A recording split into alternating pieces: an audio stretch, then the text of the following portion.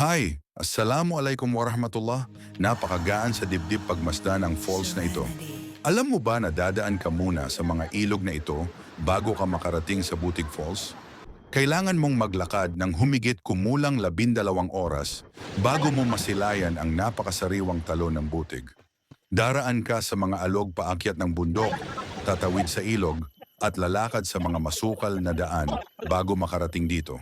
At kahit ganoon kahirap ang pagpunta, hindi ito nagiging hadlang sa mga tao para bisitahin dahil sa napakagandang tanawin. Kung nais mo ring pumunta rito, mainam na magsuot ng bota dahil madulas ang mga daan dito. Hindi kasi direktang tinatamaan ng araw ang lupa dahil sa kapal at dami ng mga puno. Mainam din na magdala ng pagkain at tubig dahil malayo ang lalakarin patungo rito. Ang adventure na ito ay isinagawa kasama ang mga butihing asatids.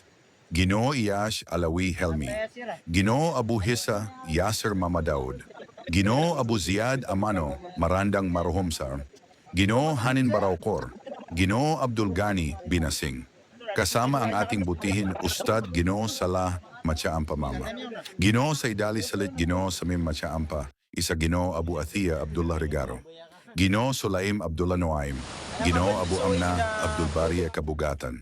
Kami ay taos-puso nagpapasalamat sa mga mahal na masyayek na naging tour guide namin na walang ibang hangad kundi ang biyaya at gantimpala mula kay Allah. Maraming salamat po, lubos naming na-appreciate ang inyong mainit na pagtanggap at pag-welcome sa amin. Maraming salamat po sa inyong busilang at kabutihang puso. Saya appreciate yung mama, tama na katititu ka mama man yan. Wah. Kaya may kalang kabuk man na mama. Na di ka siya kipakan.